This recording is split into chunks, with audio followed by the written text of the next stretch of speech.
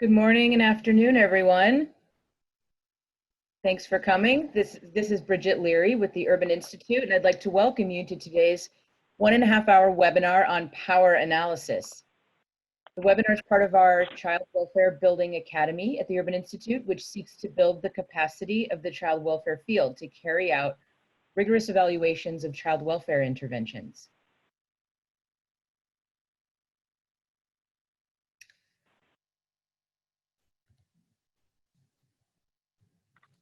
Just a couple of housekeeping items before we get started. We are recording this event, and so we'll post it afterwards online. The slides and the speaker bios are available, will be available online as well. And the participants for this webinar are muted. So please type your questions or comments into the Q&A box whenever you have them. Thank you very much. And I'm going to turn it over for further introductions to Alicia Blandon, our federal partner at the Office of Planning, Research, and Evaluation. Thanks, Bridget. Hi, everyone. I'm Alicia Blandon from the Office of Planning, Research, and Evaluation at the Administration for Children and Families. I am pleased to welcome the Evidence Building Academy participants that are joining us today, as well as everyone who is just joining us for this webinar. A power analysis is an important part of developing a good evaluation plan, and I hope what you learned today will be useful for your evaluation activities. This webinar, as Bridget mentioned, I believe is part of a larger project called Supporting Evidence Building in Child Welfare.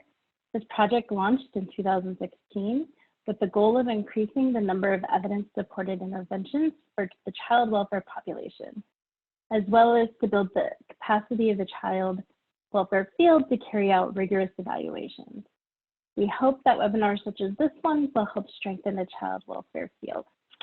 And I will now turn it over to Carrie, who is our presenter for today.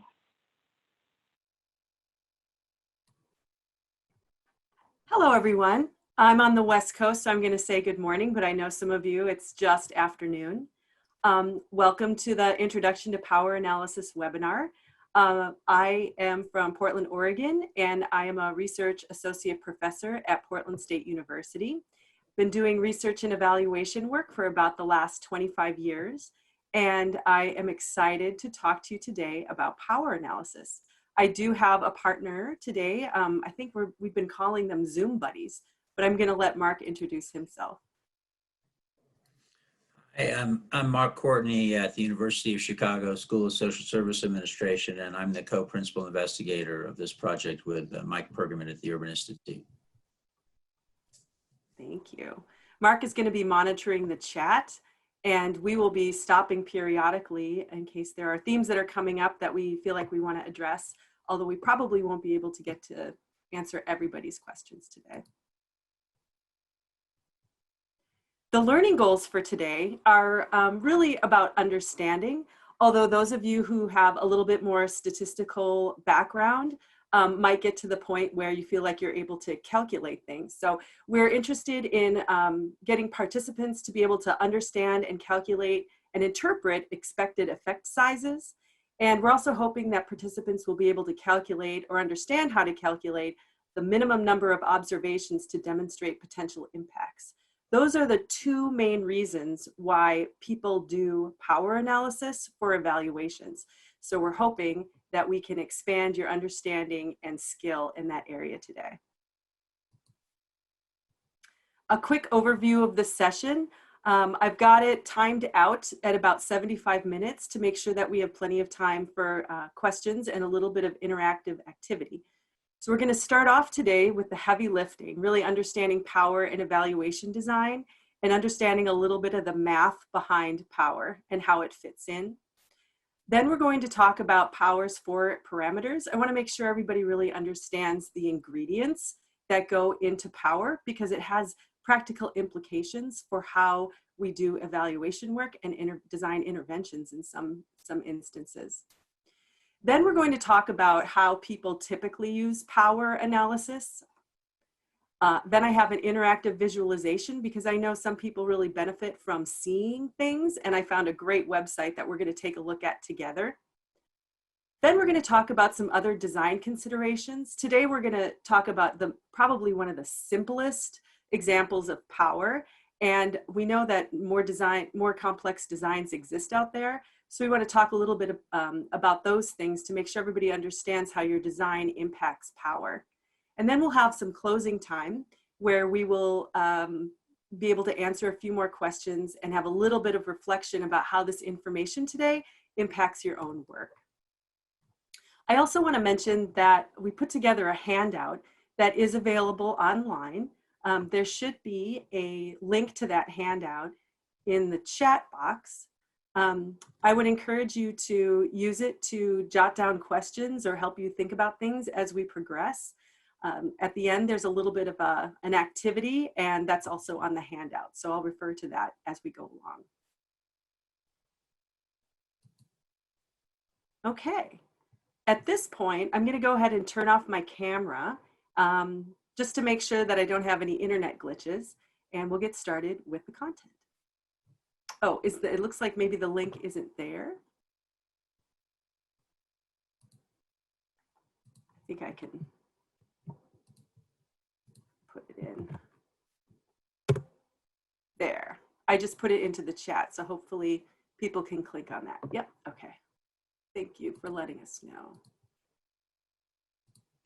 Okay, so starting out, power and evaluation design.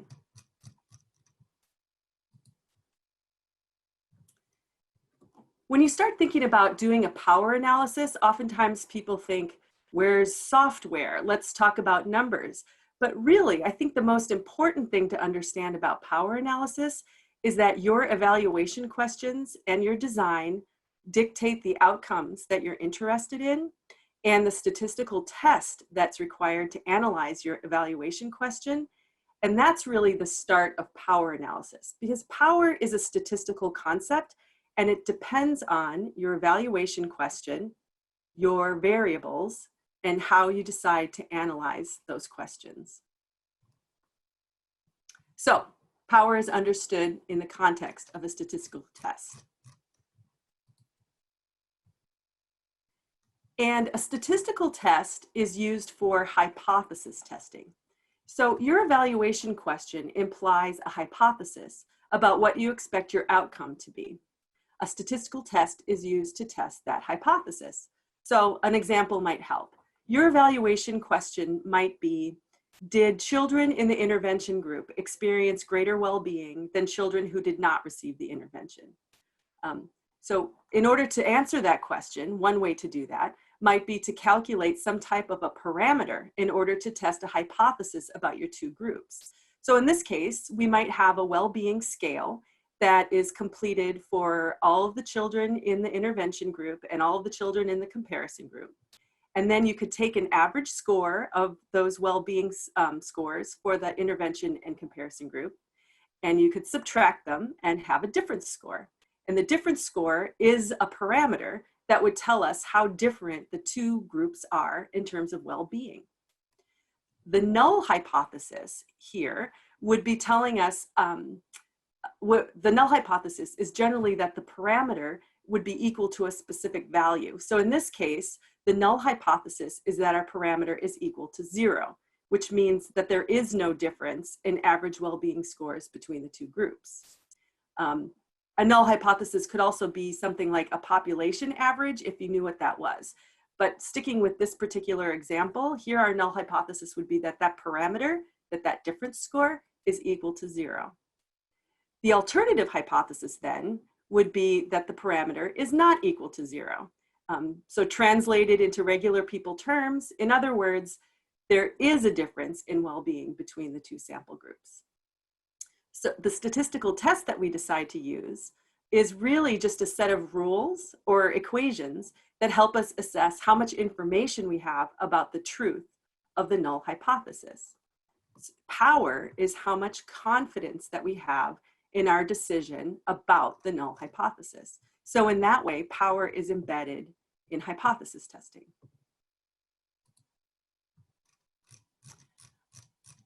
Going a little bit deeper, let's just do a review of hypothesis testing. There's a little bit of terminology here that I'm going to keep referring to over and over again. And in fact, I'll refer back to this table again later.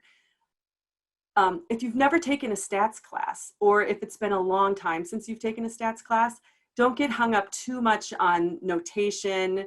There's some Greek stuff on here. Just focus on the ideas behind the math. So really, it's about making decisions based on the data that you have, and we all do that every day. The reason that we use statistical tests is because we're almost always working with a sample.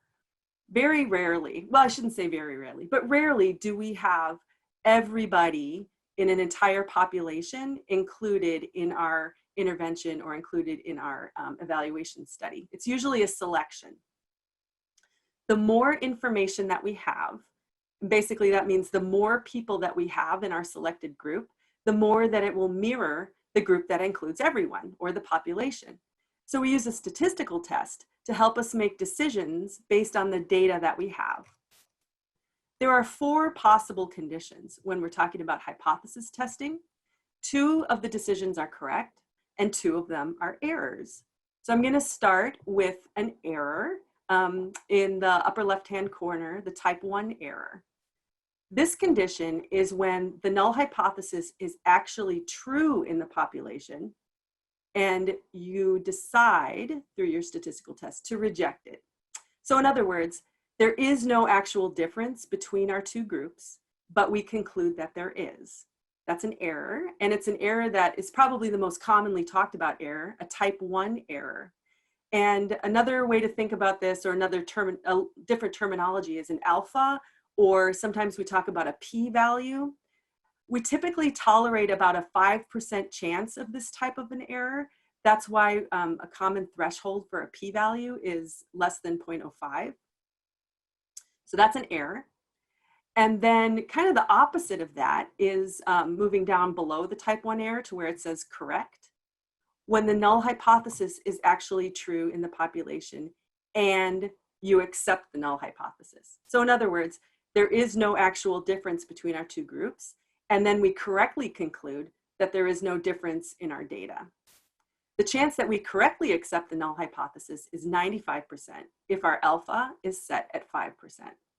And that's typically when we do a test and we don't get a significant p-value, and then we decide, oh, actually, there is no difference between our 2 groups. Then moving across the bottom to where it says type 1 error, this is another error in our decision making. It's when the null hypothesis is actually false and in the population and you accept it. In other words, there's an actual difference between our 2 groups, but we conclude that there is not, and that's an error. We don't talk about this one as much, but it's called a type 2 error, and the notation is typically a beta there. Then moving up to where it says correct, the last condition, when the null hypothesis is actually false in the population and you reject it. And this is a correct decision. So in other words, there's an actual difference between our 2 groups, and we correctly conclude that there actually is a difference. And that is, everyone, the definition of power. And at this point, when I was practicing with some of my coworkers, they said, Carrie, we really need an example. And I said, okay, yes, an example is coming. So bear with me a little bit longer, and we're gonna look at this in an example in just a second. Okay, so power defined, the technical definition is the probability of rejecting a null hypothesis when it is false. And the translation into regular people language is the chance of detecting an effect that actually exists. And when we think about our evaluation work, we are typically looking for our intervention folks to have a better outcome than the folks who didn't receive the intervention. And we want to find that difference, and we want to have the confidence in our ability to find that difference. And really that confidence is power. So I'm going to stop here for a second and just check in with Mark to see if there's anything coming up in the chat that we want to address, or if there are any questions that people have.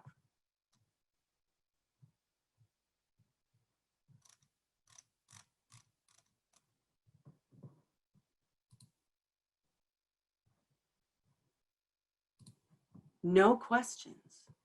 Okay, well, let's move on then. Okay, moving on. So let's review. The two key points that we've covered so far is that your evaluation design influences whether you'll be able to demonstrate that your intervention has an effect. And an underpowered design cannot answer your evaluation question. So the bottom line is that if you're using quantitative methods to demonstrate the effectiveness of your intervention, you have to pay attention to power. An underpowered design, I'll say it again, cannot answer your evaluation question. And why? Because you don't have enough information to make a confident decision. Oh, I just happened to see the chat. Power, we're going to get to that. It's not purely a function of sample size, but sample size is certainly a big part of it. Okay, so let's go to an example. And again, I'm going to continue with that well-being example that I've already brought up. We might be testing the impact of our program with a continuous outcome, where we're looking for a statistically significant difference between the treatment and the control group. Now we're going to go a little bit deeper into the math. Okay, so let's go back to the beginning where we start our power analysis with our evaluation question. Our evaluation question is, did children in the intervention group experience greater well-being than children in the control group? The outcome variable is well-being, which is measured, let's say, using a scale. Each child has a score ranging from 0 to 50. And this type of outcome is we could consider continuous. And the type of statistical test that we'll use, very basic, is an independent sample t-test. And if you're not familiar with the t-test, don't worry. It is a statistical procedure that tests whether there is a difference in average scores between the two groups. So on average, is that well-being score different between the two groups? And I'm going to mention some assumptions of the t-test just because statistical assumptions will keep coming up as we go through the presentation. So I want to point out that the assumptions of a t-test are that those scores are normally distributed, which means they're kind of like a bell curve, that there's homogeneity of variance, which means that in our two groups, the spread or distribution of scores is approximately the same. It also assumes that our two groups are approximately the same size. And of course, that we have a continuous outcome. So we'll talk about the importance of assumptions later, but I just wanted to point out that t-tests have these normality, variance, and sample size assumptions. Okay. Now, hypothesis testing. So this is a little bit of a review. Our null hypothesis here would be that there is no difference between our two groups. That difference score, if we subtract those two scores, would be about 0. Our alternative hypothesis would be that there is a difference between the two groups. And then this is the formula to calculate a T-statistic, which is what would tell us whether that difference is statistically significant. If this doesn't look familiar to you, don't worry. You don't need to understand all of the notation, and I'm not going to ask you to calculate a T-statistic. I just want to show you all of the parameters or ingredients that are involved in the calculation because it has implications for power. And I just wanted to note that I also set the commonly used p-value as less than 0.05. Okay, so let's take a look at this T-statistic. The T-statistic is a ratio, which means that the numbers at the top and larger numbers at the top and smaller numbers at the bottom will yield a larger T-statistic. And a larger T-statistic is what you need in order to find a statistically significant effect. Usually it has to be bigger than plus or minus about 2 in order to get statistical significance at a P level of 0.05 or less. Up here, we have our difference score. Another way to talk about this is the effect size. It's really about the magnitude of the difference between the two group averages. So remember, the larger the difference, the more likely you are to have a statistically significant finding. The larger the difference in the numerator of a ratio, the better. Here I used a blue circle to indicate something that we want to be larger, at least from a power perspective. The next set of parameters is variation. So here we're talking about variance estimates for the distribution of well-being scores in each group. So that's the spread of scores within each group. Variance is in the denominator or the bottom of the ratio. So we want this to be small in order to have an overall larger t. So here I used a pink circle to indicate something that we want to be smaller. Next, we have sample size. Sample size is also in the denominator, but it's a denominator of something in the denominator. So in order to make the variance as small as possible, we want n to be as large as possible, which is why it has a blue circle, because we're essentially dividing the variance by the sample size. And last we have, oops, I went too far. Last we had a p-value that I already mentioned was set at 0.05. Just before we get to this slide, for those who have less familiarity with statistics, actually I'm going to go back. There you go. The main point is that there are 4 key ingredients to determining whether there is a statistical difference between groups. And some of them we want to make as large as possible, and some of them we want to be smaller. I'm not going to suggest we mess with the p-value because it's kind of a widely accepted threshold, although I know that there's a lot of discussion about p-values in the literature. It might even be a topic for another webinar. Okay, moving on. This is a little bit of a different way to think about the null hypothesis. So it's a graphical representation, and it may help some of you get a better sense of what I'm talking about. So the null hypothesis is really based on hypothetical distributions and the probability that the findings you got didn't happen by chance. So as I mentioned before, we're usually working with a sample, and you could potentially pull an infinite number of samples from a population. So when you're thinking about the null hypothesis, you think about it as the probability in a hypothetical distribution for, because we don't know the answer for everyone in the population. For those of you who aren't trained in stats, what you need to take away from this is that the null hypothesis assumes, let's say, if you had 100 studies and you're doing this treatment and control group thing, most of the studies, 95 in fact, would have a difference or effect size of at or around 0. And I say 95 studies because we pick the common threshold for the p-value of 5%. So 5, or 5% of 100, might show differences that are either larger or smaller if we're talking about a two-tailed test. For those of you with stats training, on this graph, we're showing that on average, most of those samples will show 0 difference.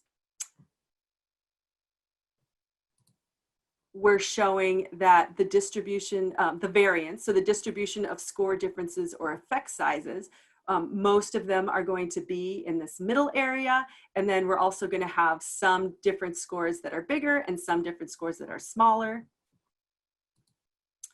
And because we set the p-value at 0.05, the center part within the 2 green arrows will constitute about 95% of the difference scores that you would pull in this hypothetical distribution. I just wanted to point out here that you also see this bell curve.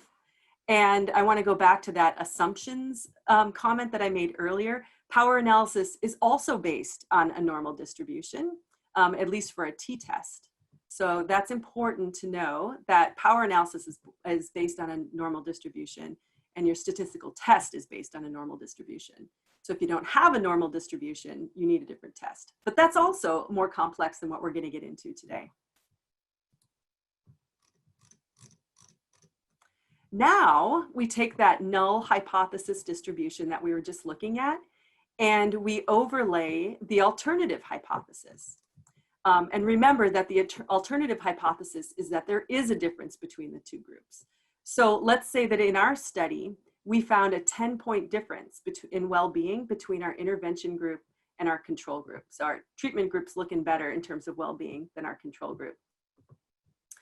Note again that both of these distributions are normal, bell-shaped, and they're about the same width, which means that they have similar variation or homogeneity of variance, which is another assumption I talked about earlier. And we'll revisit that again, but I just wanted to point that out. And so our alternative hypothesis graph shows that the 10-point average difference is outside of the critical value based on our p-value that we had established earlier. So the critical value is shown by the green line, which if it's outside of the critical value, it usually means that we would be able to reject the null hypothesis and find a statistically significant difference. But that's not our primary concern at the moment. What I really want you to see is the extent of the overlap between these two has implications for hypothesis testing and for statistical testing, for power and for finding statistically significant differences. Okay. Taking this a little bit farther, here's the same graph, but it helps to show you how power is related. So it's the same graph. We've got the null hypothesis, the null hypothesis distribution and the alternative hypothesis distribution. And we have two pieces of the alternative hypothesis distribution highlighted. The first one is kind of orangish and it has a beta value there. That is signifying our type 2 error.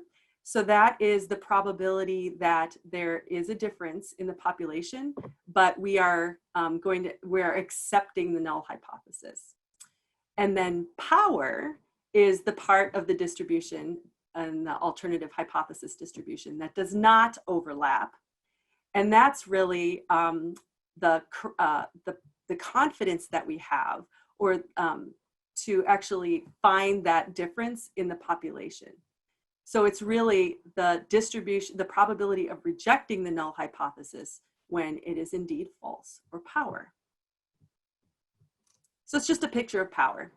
And as you can see, if you can imagine, the more those two distributions overlap, the less power you have. So now I'm going to go back to this familiar table.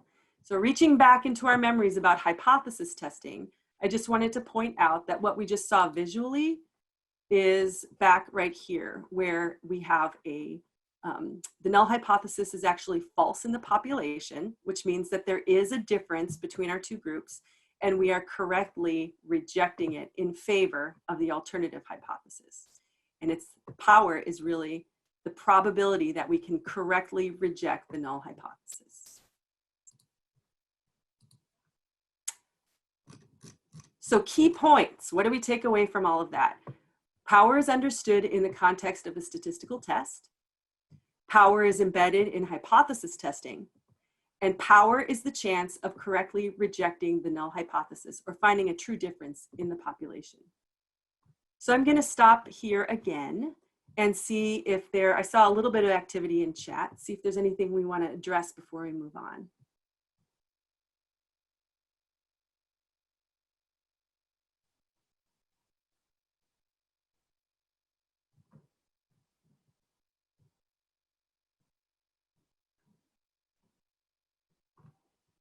Sounds like nothing that we need to address before we move on. Excellent. Nothing that I'm not already addressing. There was a question about whether power analysis is different with data that are not normally distributed. I think you already mentioned that that's the case. We aren't going to address that in this presentation, but if you want to say anything more about that, that would be the time. Yeah, I think that, power analysis is always about the statistical test. And so you can do power analyses based on more complex tests to manage those different assumption violations. So yes, you can. It gets more difficult. And we'll talk about some of those difficulties a little bit later. Okay. Let's move on. So we're going to really hammer this idea home about powers for parameters, because I think it's helpful when we start to think about what this could mean practically for us in our work, in our evaluation work. Okay, so here are the 4 parameters. We've already talked about this, but I think this graphic is more fun to look at. Power is based on your effect size, and we've been talking about that so far as the difference between our 2 groups. It's based on variance in your outcome, so that's the distribution or spread of scores. It's based on a p-value, which we've been kind of keeping at 0.05. And it's also based on sample size. So there was an earlier question about whether power is driven by sample size. It is, but also these other elements or parameters. Okay, so back to this. I know I told you that we were done with math, but here's this T ratio again.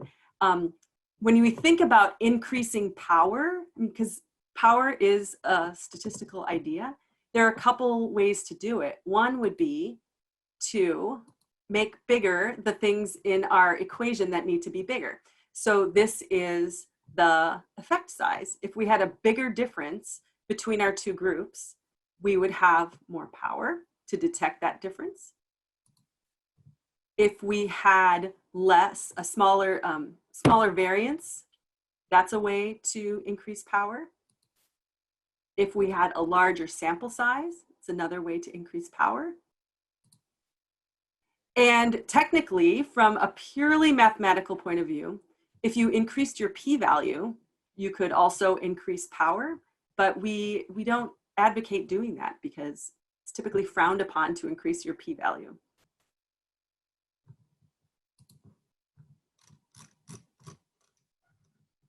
I wanted to show you how power differs as those 4 parameters change. So here I have a table where, oh, sorry, okay, I'm just gonna keep going. Where I have effect size in the top row, and I have 4 different scenarios, and effect size is getting bigger between scenario 1 and scenario 4. And then I have some other parameters for variance, sample size, and p-value, and those are staying consistent.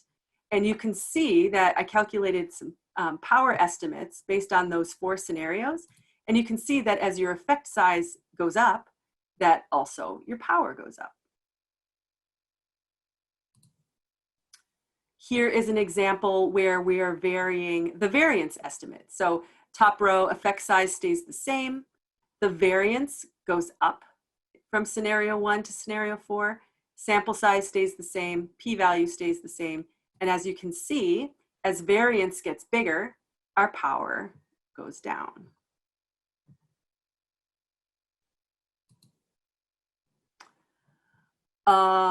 When we have sample size, and I'll say that sample size is the combined sample size for our 2 groups.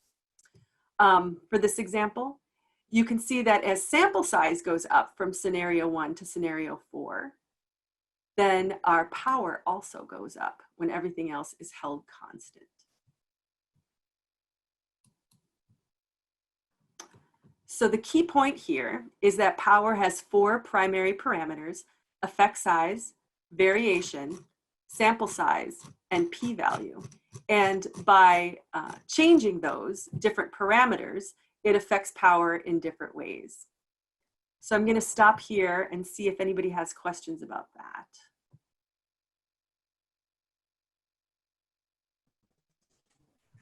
Yeah, Carrie, there's a few questions, okay? Yeah. So one question is, to justify non-significant results, is it better to use confidence intervals or post hoc power analyses? Boy. Yeah, I think that would depend on who you ask, but I would say a lot of people do post hoc power analyses, but there's also, in the literature, there's also a lot of folks who are saying that it's not useful because it's so dependent on your data to justify, like you're making inferences about your data, very specific instance, back to the population. And so I feel like that isn't always the best way to go. I think confidence intervals make a lot more sense because then you can show the potential range of your outcomes without saying that it was because, like justifying non-significant findings based on power. I think it's a more compelling argument but I know there are probably lots of people who would disagree with me. So there's a related questions here, Carrie. One person says, can you remind me what variance is? But then a related question is, how do you increase your sample size without increasing your variance? So it sounds like spend a little time on what variance is in relationship to sample size. Makes sense. Yeah, that's great. I think that, so variance is the spread of scores that you have. So if we have children with that scale scores from 0 to 50, for example, you would have an average. You could take an average of that. And then scores are going to be kind of distributed around. Some people are going to be higher and some people are going to be lower. And so variance is really how much people in your sample are departing from the average. That's one way to think about it. When we think about sample size and variance, typically variance goes down when we have, variance estimates go down when we have a larger sample size. And that's because we start to have more dense, like a more densely populated distribution. So if you think about getting scores from 10 people, and maybe you have scores that range from 0 to 50. And they're going to be kind of like, if you kind of plotted them on a graph, you might see that they're kind of scattershot around. So when you take an average, you're not going to get a great, like average is not going to be a great representation of those 10 scores typically, because they're going to depart, most of them are going to depart from that average quite significantly. If you have a more densely populated distribution, meaning you have more people, you have more scores, as you get more and more and more people, you're moving to 100, 200 people, that average is going to be a much better overall representation of your sample. And therefore, you're going to have less departure from that mean, and your variance estimate is going to be smaller. I don't know if that makes sense. But you are right in that you do want to have variation in your scores. Like if everybody had the exact same score, it would be more challenging for these estimates. I don't know, Mark, if you have anything to add to that, or if that made sense to folks. No, I don't have anything to add to that. You know, I think you're going to answer some of these questions later on, but you know, one question is, you know, is it just combined sample size? So related questions around, you know, sample size. But, you know, does it matter whether N1 and N2 are equal, or N1's larger than N2? You know, the answer is yes to that. I want to something about that.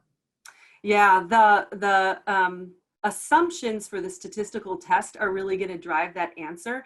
And so because we're talking about a t-test, one of the assumptions is that you do have equal or relatively equal sample sizes. And part of the reason for that assumption is because t-tests use, well, okay, the simplest version of a t-test uses a pooled variance estimate. And so your sample size is going to be driving your variance estimate. And if your variance estimates are very different in your two groups, then a pooled variance is not going to be a good representation of either group, and could potentially result in some inaccurate results.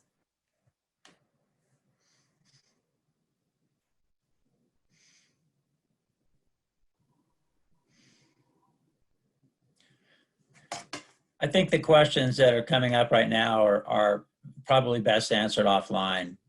Okay, great. Thank you, Mark. Then we will continue on. And this is moving into sort of more practical reasons for doing power analysis. All right, so I'm showing you this graphic again, just as a review for the 4 key ingredients or parameters that you need to calculate power. And for those of you who took algebra, you might recall that if you know or can estimate 4 of these things, you can solve for the 5th. And so there are a couple of different ways to do power analysis where you're solving for some of these different parameters. You may already have some of those ingredients. You may already know some or be able to estimate some.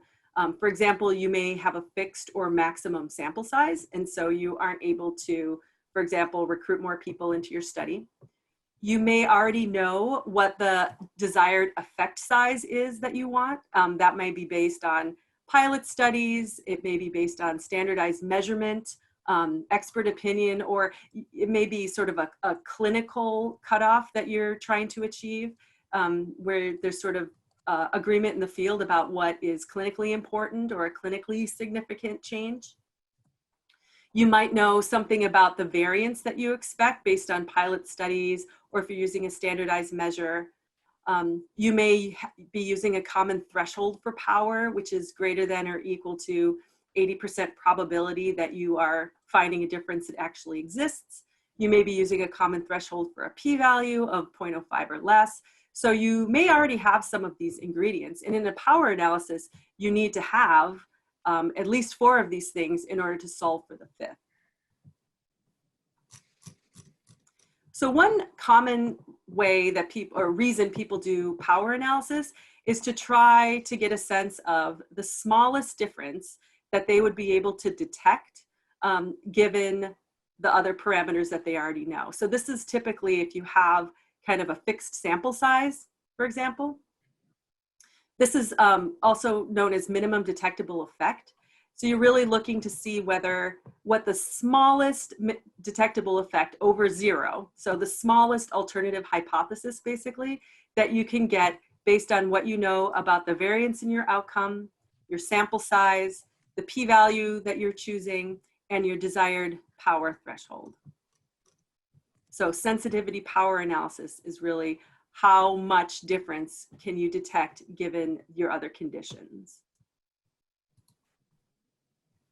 And this is a little bit of a departure, but I just wanted to clarify. I've been talking about effect size in terms of a mean difference. Also, a standardized mean difference is called a Cohen's d. But there are lots of different effect sizes, and it really depends on the statistical test that you're using and the type of outcome variable that you have. So it could just be a mean, it could be a mean difference. An effect size could also be a correlation coefficient or a regression coefficient, proportion, odds ratio. So there are a lot of different types of effect sizes. I just wanted to mention that a mean difference isn't the only type of effect size. It just happens to be a simple one to talk about in an introduction to power analysis webinar. Okay, some of you might be thinking, well, how would you know what your variance is, or how do you know how to estimate variance? And so I just wanted to mention that a lot of times when we're trying to plug in a variance estimate into a power analysis, we have to use best guess. So that, again, you might have pilot or historical data using that measure before, and so you have kind of an idea of what an variance estimate might be. It might be a well-known measure with published literature that you could look to. It might be standardized. Usually what we do is we develop a range of possibilities to see how different values will affect your power. So it might not just be that you estimate power using one variance estimate, you look at a range. And we're going to talk about scenarios in just a sec. But also you can think back when I was showing you how power changes when you change different parameters. That's also an example of, we were kind of doing scenarios then. Okay. Another common reason people do power analysis is before they even start their intervention, they want to know how many people do you need in order to produce the smallest effect size of interest, or in order to produce that minimum detectable effect. And this is called a priori power analysis. So in order to do that, you're really solving for n, and you must know or be able to estimate the variance in your outcome, the effect size that you think might be the minimum detectable effect, your p-value, and then the desired power threshold.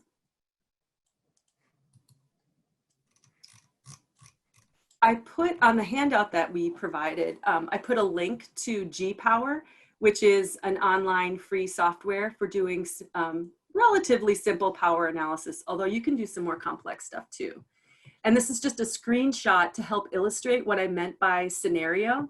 I know it might be difficult to see some of the parameters in the box below, but of main interest is the graph. And you can see that it's graphing what power is. So power is on the vertical axis. Sample size is on the horizontal axis. And then the three lines are three different possible effect sizes that you could get. Small, medium, or actually 0.25, 0.3, 0.35. So slightly different. They're all relatively small effect sizes. But you can see how as your sample size goes up and your effect size goes up, that you're going to have more power to detect that difference in your between your two groups. And this kind of helps you get the sense of the landscape of power. It's not just one calculation, that you kind of can look at how some of these different parameters will affect what you're doing in order to help you make good decisions about your evaluation design. Okay. So key points here, that it's typical to solve for sample size in the a priori power analysis, or the minimum detectable effect, which is the sensitivity power analysis. We've already talked a little bit in a question about post hoc power analysis, but these are the two most typical ways that you do this before you do your designing and you start your evaluation. And then also it's good practice to construct scenarios, because it helps give you information about your evaluation design. Okay, so I'll stop here and see how we're doing in the chat, if there's anything we want to talk about.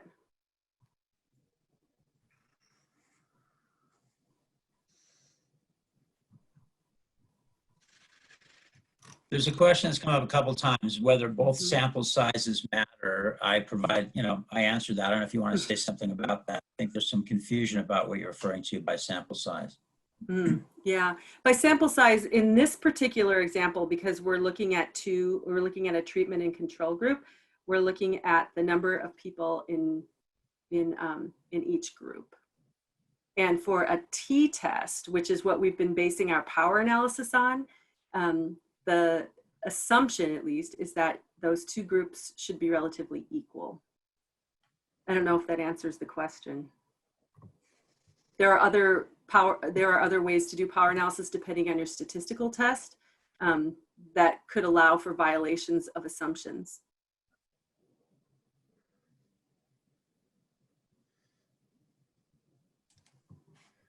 There was an earlier question about whether there are general standards for, weak, better, strong power, like, what is good power, acceptable power?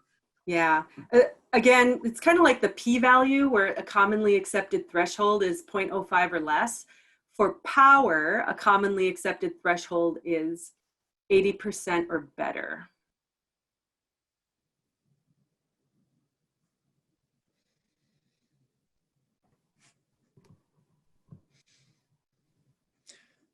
And I would just say, Carrie, that there's a number of questions that I think are of interest to the folks asking them, but perhaps not to the broader audience. And so we're holding the chat, and we'll answer some questions afterwards to the extent that we have the ability. Super. Okay. So then let's move on. For those of you who are visual learners, we have an interactive activity in the form of a pretty neat website that really helps to illustrate the relationship between those four parameters and power. And I think it's useful also to use on your own. We provided a link to the website in the handout that we provided. But before we go to the website, I just wanted to clarify that what you'll see on the website is an effect size Cohen's d. And I mentioned this a little bit earlier, but the effect size that's in the visualization is really sort of a standardized difference score between two groups. And Cohen's cutoffs, there is some discussion in the literature about these cutoffs too. But just for the sake of the visualization, a 0.2 is considered a small effect size, a 0.5 is a medium effect size, and 0.8 is a large effect size. And so when I do some of the demonstration, I'm going to be relying on those cutoffs just for the purpose of the visualization. So at this point, I need to be able to share my screen. Thank you. And go to the website. And I'm hoping everybody can see. I know it's probably a little bit difficult to see some of the smaller font, but it's really most important that you're able to see the graph. And I'm going to move the website a little bit. So on this website, you can up here solve for power, alpha, n, or effect size. And so I'm going to start off by showing you just a couple of examples of how power looks different as you adjust some of these other parameters. So I'm going to leave significance level at 0.05. And I'm going to start off with a sample size of 20. So in this case, it's 20 people in each group. And I'm going to start off with a small Cohen's d of 0.2. And on the graph, the red is the type 1 error. So that is, those are your critical values where when we're thinking about p-values and rejecting the null hypothesis. The blue is type 2 error. So that's the chance that there is a difference in the population, but you're making the decision that there isn't based on your data. The lighter blue is power. So that's the probability that there's a difference in the population and you're actually going to make the decision based on your data that there's a difference in the population. And so here you can see that when you have a small number of people in each group and you're expecting to have a small effect size, you have very little power. So at the bottom it says power 15%. You have very little power to detect that difference. This is not, I'm sure evaluators out there are like, yep, that's what happens all the time. But you can see that from a mathematical perspective, from a probability perspective, the greatest likelihood is that there actually is a difference in the population, but you just don't have enough people and enough information to make that decision. But let's say that we increase our sample size to 50 people in each group. Let me just reset the zoom. That helps a little bit, doesn't it? It helps, it increased power up to 29%. But still you can see that even with 50 people in your group and a small effect size, which is so often what we find in child welfare evaluations, still the most likely thing that will happen is that there actually is a difference out there in the population, but we don't have enough information to find that small effect size. In fact, how many people would we need to have? Let's ramp it up. Let's say you're doing a statewide intervention. You've got 200 people in each group. And you can see that they're getting skinnier, right? The distributions are getting skinnier. That shows the relationship between sample size and variance. Now we're finally at a point where the most likely scenario is that we will be able to detect that very small difference and that it actually exists in the population. So power now is at 81%. And we've minimized the type 2 error down to 19%. If we want to solve for sample size, let's say, now I'm going to establish, let's say that we'll use that power threshold of 0.8. It's kind of a commonly accepted one. We'll leave the significance level where it is, and we'll leave the effect size at small. So down here, it shows that our sample size needs to be 196.2 people in order to have that much power to detect a small difference, which we actually just saw before. If we increase our effect size to, let's say that we expect to get a medium effect size, 0.5, now this is telling us that we only need a sample size of 31.4 people in each of our groups in order to detect that medium difference. So you can see that by having a larger difference, it's easier, you have a lot more power to detect. We don't always have a lot of control over that unless we have just this stellar intervention, right? If we are looking for effect size. So we're solving for effect size. We're looking for the minimum detectable effect. We'll leave power at 0.8. We'll leave significance at 0.05. And now we get to tinker around with sample size. So if we have a sample of, let's say, 61 people, you can see that here, with 61 people in each group, to have 80% power, we need an effect size of 0.36. So that's kind of between medium and small. If we increased our sample size to 90 people in each group, 89 people in each group, we can detect an effect size of 0.3. This is a little bit smaller.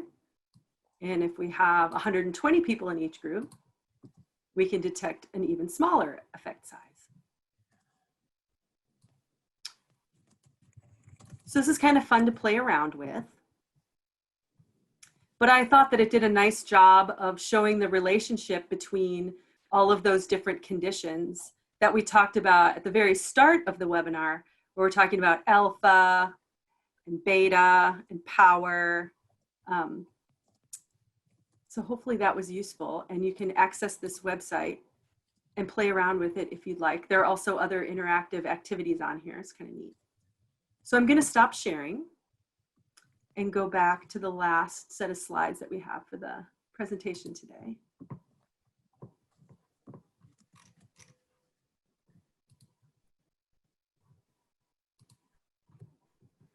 Okay, click the mouse to start. Okay, there we go. And this is getting into other design considerations. So I'm not going to be able to solve all of the design considerations, but my goal here is to bring up some of these things to help you think about, first, the fact that if you have some of these more complex design features, that it does affect power. We've been talking about a very simple version of power. And then to think about what it might do to power, whether it can increase the power or decrease the power.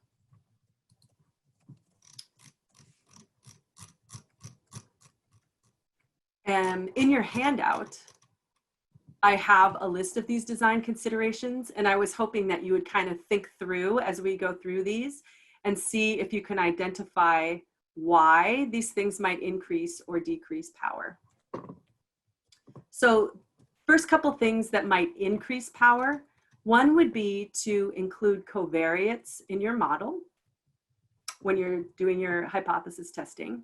So an example might be an ANCOVA test instead of a t-test. And another way to increase power is through repeated measures or correlated outcomes, or looking at things longitudinally over time. So just a little bit more about covariates. So if you include other variables in your model, they help to account for variation in your outcome. And sometimes you would think about that as, people call it noise or error. So for example, gender or age are pretty common covariates that we use. And we put them in there to make sure that the differences that we're seeing in our well-being outcome, going back to our previous example, is due to our intervention rather than gender or age. So by doing this, we reduce variation in our outcome and therefore increase power. So the reason that we're increasing power is because using covariates influences our variance. And we know that variance is one of the ingredients of power. For repeated measures, an example of a repeated measures design, a simple one, might be you have a baseline and a follow-up measurement, and you're including your baseline measurement in your model because you want to basically account for or control where people are so that everybody's kind of starting in the same place. And because the baseline assessment is correlated with the follow-up assessment, we're reducing variation in our follow-up outcome, which helps us actually more precisely kind of assess change over time. But because it influences our variance and makes it smaller, we can increase the power of our statistical test. So two ways to increase power, at least through our analytic design, is by repeated measures or covariates, because they reduce random error or variance or unexplained variance in our outcome variable. Unfortunately, there are a lot more ways to reduce power based on complexity usually reduces power. And here are a number of different ways that we can reduce power. The first one is by violating assumptions of the statistical test. So going back to that assumptions piece, I mentioned earlier that power is based, at least for the t-tests that we were using, on a normal distribution, homogeneity of variance, etc. So if we have outliers in our well-being scores, or if the spread of scores in our two samples are really different, it introduces other types of unexplained variance, which then increases our overall variance. And therefore, if we increase our variance, we lose power.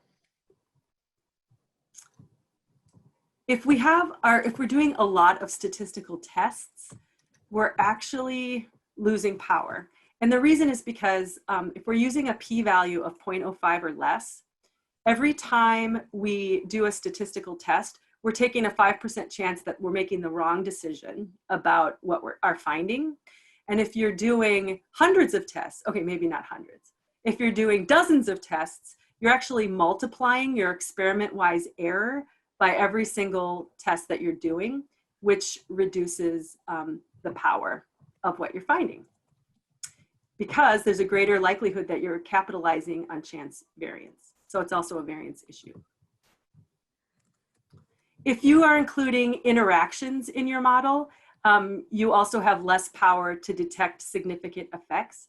So just as a reminder, an interaction is basically creates subsamples within your full sample. An interaction evaluation question might be if the difference in well-being in the intervention group differs for boys and girls. So essentially, you're cutting your sample into 4 pieces instead of 2.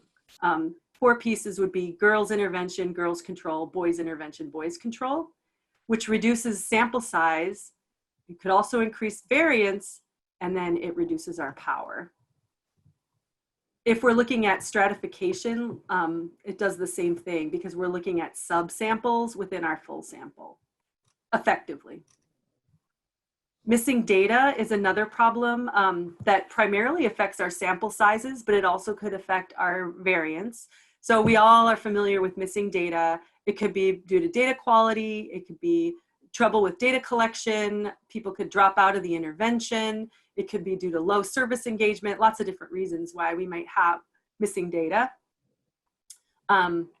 Oftentimes we evaluators might want to try and recruit more people in order to account for attrition and dropout, but missing data obviously affects our ends and then reduces our power. Cluster correlated data, so this is getting a little bit more complex, but cluster correlated data is when, let's say that you have multiple sites, say you're doing a statewide intervention and you have multiple sites, and when you have multiple sites, it's likely that children within that site will have more similar well-being scores, going back to our example, than children across different sites. So in that way, site is introducing additional variation in outcomes, which then looks like individual variation unless you're accounting for that clustering. But that more unexplained variation then reduces power. However, if you have a large number of sites, you could actually increase power because your data has more information about how children fared within each of those sites, which can then actually reduce the amount of unexplained variance, which can be attributed to site. But if you just have a couple sites and you're not accounting for that, and you don't have very much information about those sites in your data, then it can serve to reduce power that you have to detect significant effects. And finally, complex sampling and weighted designs have effect on our variance estimates. And essentially complex sampling is like if you are oversampling, if you're stratifying a sample and randomly selecting, because say for example, you want enough children with a particular characteristic and they wouldn't naturally appear that way in a random sample. you oversample, for example, and then you need to, sometimes you need to weight your analysis in order to ensure a representative sample. And anytime you weight or you don't have an equal opportunity or an equal chance of being selected into the treatment group, for example, you have design effects that influence your variance estimates. And anytime your variance estimates are influenced, you, especially if it's inflated, like in the event of complex sampling, then you can reduce your power. So that's a topic that's much more complicated than we have time or ability to talk about today. But I wanted you to be aware that if you had any of these things going on, that it does influence power, and that there are ways to do a more complex power analysis than just what we've been talking about today.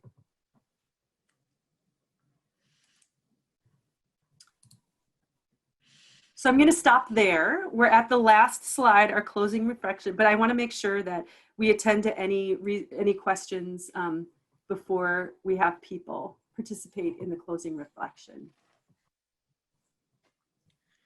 There's just one question. There's a number of questions we could try to answer offline, I think, but Okay. there's one that is, you know, somebody's persistent about, and I think it's a question that a lot of folks would have. Well, if you just don't have a large sample size, when would you suggest at the beginning, for understandable reasons, that you don't mess around with your p-value.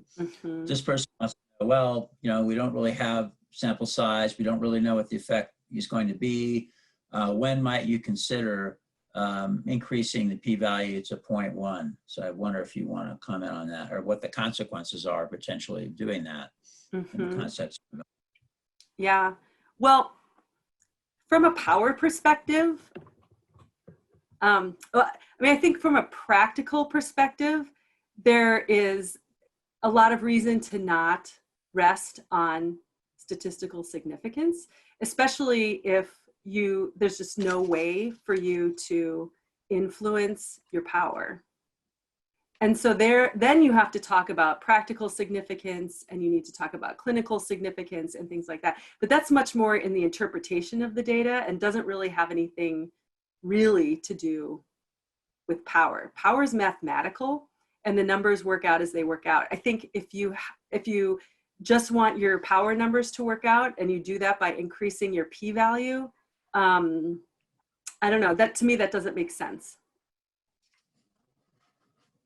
That's probably not a great answer.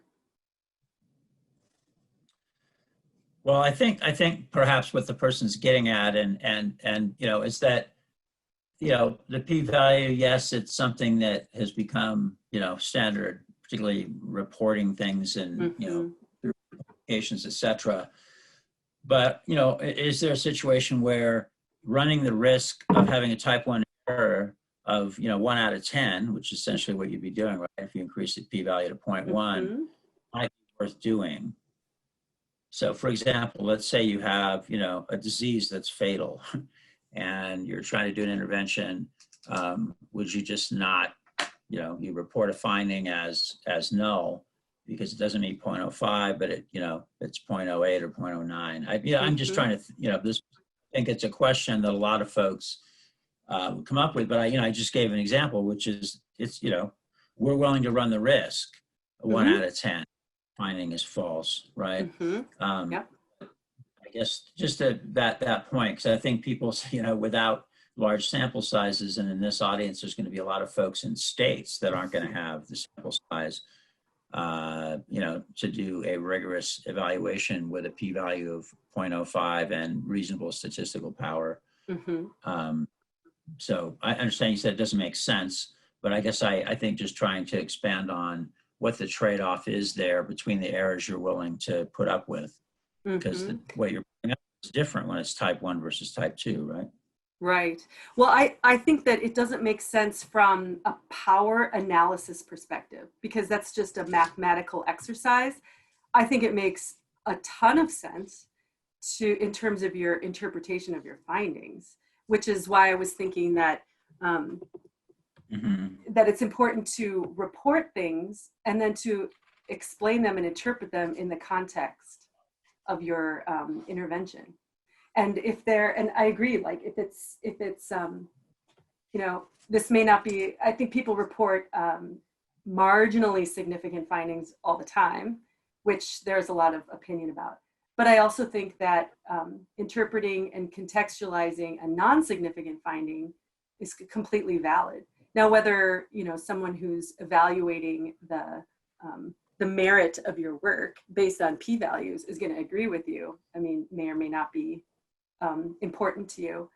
But I do think that it's important to think about practical significance and impact that's not purely statistical.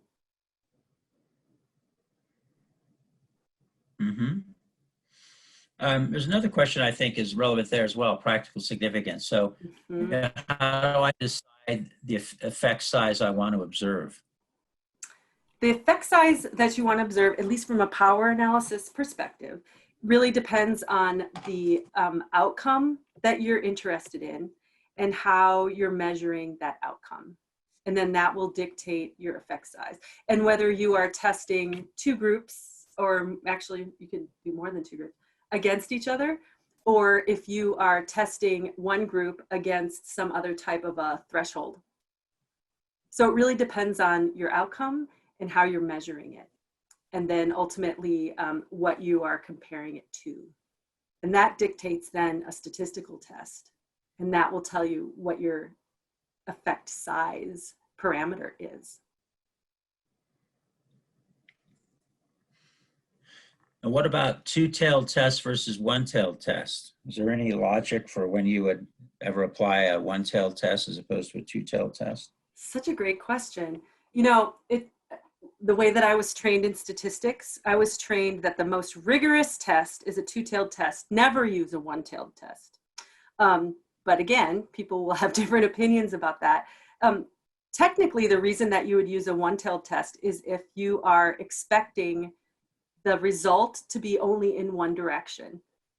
So like, for example, our well-being, if your hypothesis is that the treatment group will be greater than the control group, you could apply a one-tailed test, which is you're basically testing to see whether it's greater. But also it's possible that, and so then you have more, you will have more power to detect that, but it's not as robust in terms of what happens if they're not greater, what happens if they're lower. So I usually default to a two-tailed test and not a one-tailed test, and I think that's probably the more common opinion. Although I know people will use one-tailed tests if there's precedent and literature suggesting that it really only goes in one direction.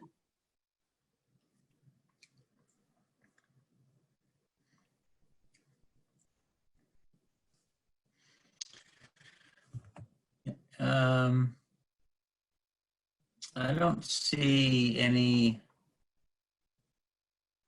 Here's I think this may be related to the question you mentioned about repeated measures, but I think it's you know, maybe different. It says if your intervention only works with, say, 30 people, can you increase your sample size by measuring outcomes after you've repeated the intervention 6 times?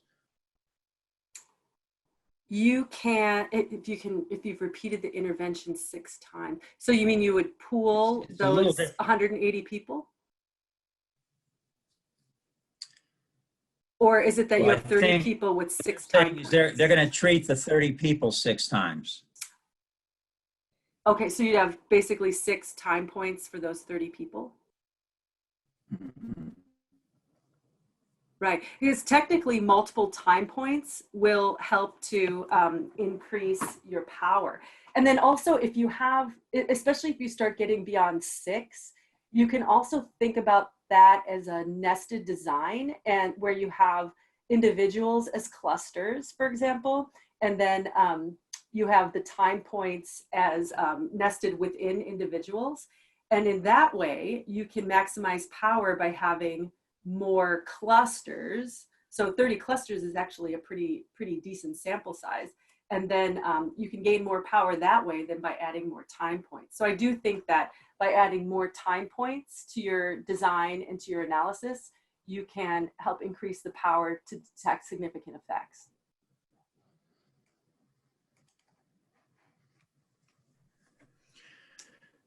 And the question came up that I answered, but I, maybe I'm wrong, but and I know that you have a lot of experience with this. So one of the folks wanted to know, when an RFP asks for a power analysis, what components need to be included? And my answer is pretty simple. I said all the elements of power analysis that you described at the beginning of the presentation. Mhm. But is that a fair description if they just ask for a power analysis that essentially folks, do what it was that you were suggesting they do with the available information they have about their intervention and the design they're using?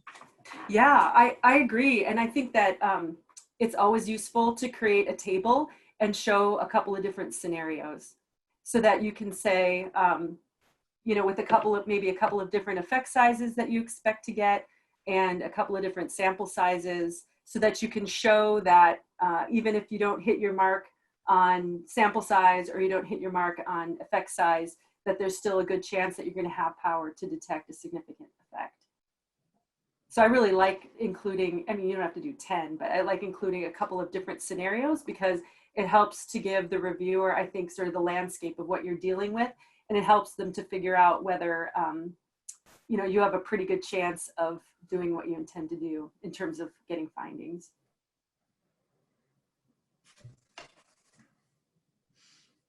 And it is, a lot of it, especially with variance estimates and effect sizes, it is a guessing game. But the best way I think to do it is to just have some sort of justification about either by citing previous literature that uses that measure, or if you don't have that, by citing some kind of pilot data, or even citing expert opinion, or some way to justify why you think you're going to get what you think. So it's not a perfect science, and you're never going to have a precise estimate of what your variance is going to be, which is another reason why I like scenarios, because it's like, okay, here's an estimate of what we think it could be. And even if it's bigger than this or smaller than this, we still think that we can have adequate power. And even if you can show power that's below that 80% threshold, that sort of ranging up to closer to 90 or even higher, I think that that's useful.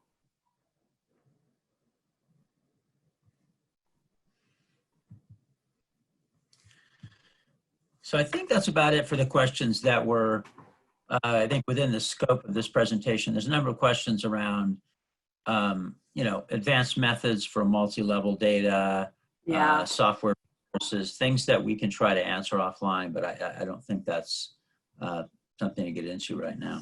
Okay. Thank you. Appreciate that.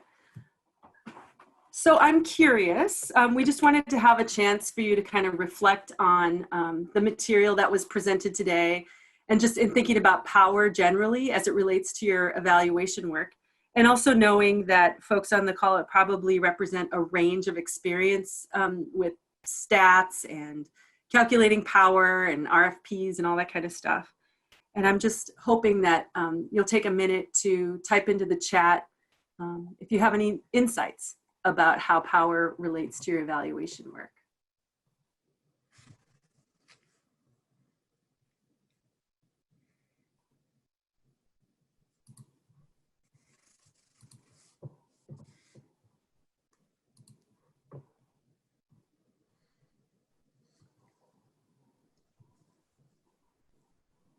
And people are able to see each other's chat too?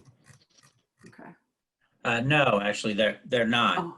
Oh. You'd have to read things that you think that you want to share. So, one person says our IRB is now requiring a power analysis. Another person says power is too often neglected in methodology designs. Mm-hmm.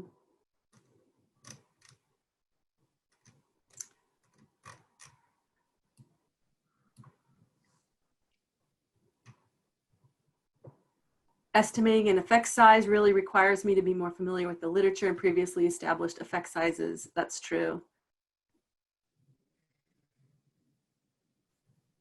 I saw someone ask about, what if there is no previous literature? What if you're using something that you've developed yourself? And I think creating a justification about what you think is a meaningful effect size. So if you have a scale that's, ranging from 1 to 10, why would a 1-point difference be important?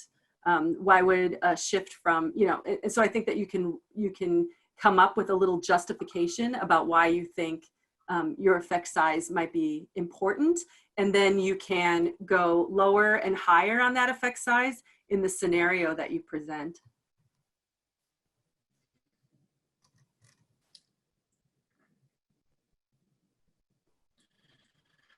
Power is too often One neglected. comment about Sorry, one Mark, comment about variance, Carrie. Quite often, folks, because it's just easy to do, take variance on measures they're using just that, from measures of the general population. And while it's not always the case that you have measures from a child welfare population, actually, in many cases there are that measures have been used by parents or children, and you're better off getting variance estimates from those. First of all, because they're more accurate in terms of what you're going to find. But sometimes the population actually have reduced variance compared to a general population. So it can be advantageous to have measures from a population. I just reviewed a proposal where they were using measures of variance from a general population study, the Ad Health study. And I know that the variance of those measures with the population in this evaluation is actually quite a bit smaller than the general population. And yeah, you'd be better off using that. Oh, I think that's such a great point. When we're, child welfare or other, other populations, definitely. And I do think that we don't have a lot of published research with standardized measures. I'm probably going to regret saying this, but in child welfare, I mean, there are some, but so much of the work has been done with measurements and things that have been developed for specific programs or evaluations. And I'm not saying that I'm a big proponent of, standardizing everything, but I do think that it makes our work more challenging. Yep, I agree. At least within this sort of evidence building paradigm, that's for sure. I think that someone said the important part of, it helps the funding agency understand how large samples need to be to find statistically significant effects. I think that's such an important point because it has to do with how long, I mean, typically if we're funded for 2 or 3 years, that's really challenging. And just the money that it takes to recruit and maintain a large sample in a study is really important. And sometimes it feels like we're set up to fail a little bit in that way.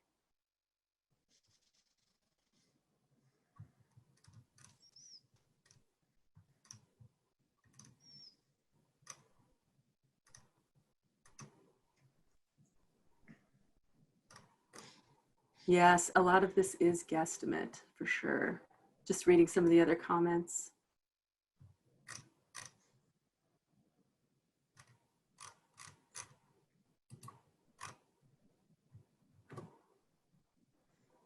Oh, I just read the comment about culturally based interventions. With the sample size issue. I mean, so often we basically either combine people into heterogeneous groups that don't mean very much, or we end up not analyzing, at least in this way. So I think that is a huge challenge. There are some ways to do more complex sort of sampling and weighting, but also that requires a whole different level of statistical ability that sometimes isn't always readily available. But yeah, I just wanted to acknowledge that we need to do more evaluation and evidence building around culturally based and culturally specific interventions and be able to recognize those. And through this sort of power sample size kind of paradigm, we are leaving folks behind. Just to acknowledge that.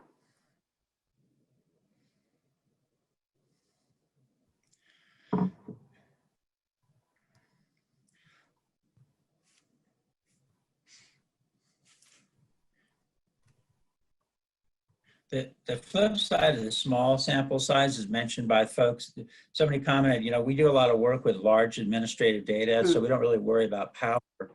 As somebody who my career early on was use large administrative database. I think that's absolutely right. You typically have lots of power. I think that's where the field needs to actually use its wisdom about what's an effect size that anybody should really care about. Because quite often we do things with administrative data and we report quote unquote, significant findings with say odds ratios effects on something like placement prevention or reunification in the range of 1.2, 1.3, which is a really small, arguably trivial odds ratio as an effect size. So I just think that's just because we can do something with lots of power. I think that's where being clear ahead of time what an effect size that matters from a practice or policy standpoint is before you do your evaluation is really important. That is so true. With a big enough sample, you can find significance, but that doesn't mean that it's important. Yeah, great point.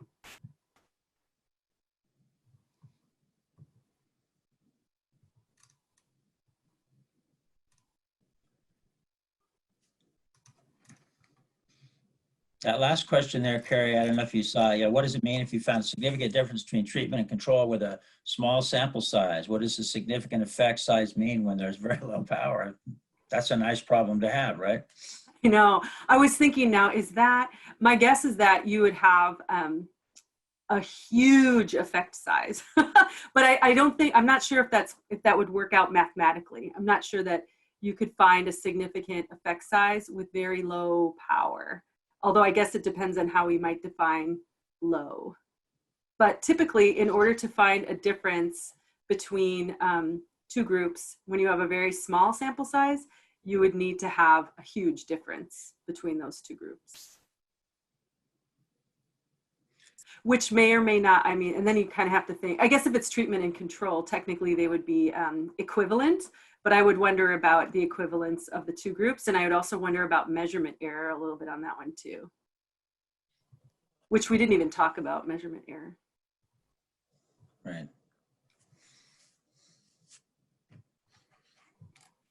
Wow, I'm so impressed with the engagement of the group and all these comments and questions. And I have to say, as a fellow evaluator, selfishly, it's heartening to see that other people are struggling with a lot of the same things that we've been struggling with out in Portland for many, many years. But I hope that today's webinar will just at least help us think a little bit more about power, approach it in a way that feels practical and useful, and help us to continue our work in building evidence in child welfare.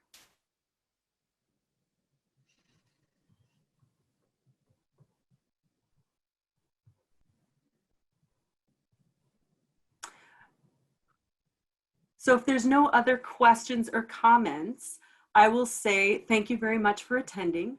I really appreciate having such a large audience today. I hope you have a wonderful weekend, and I'll pass it off to my urban partners to close.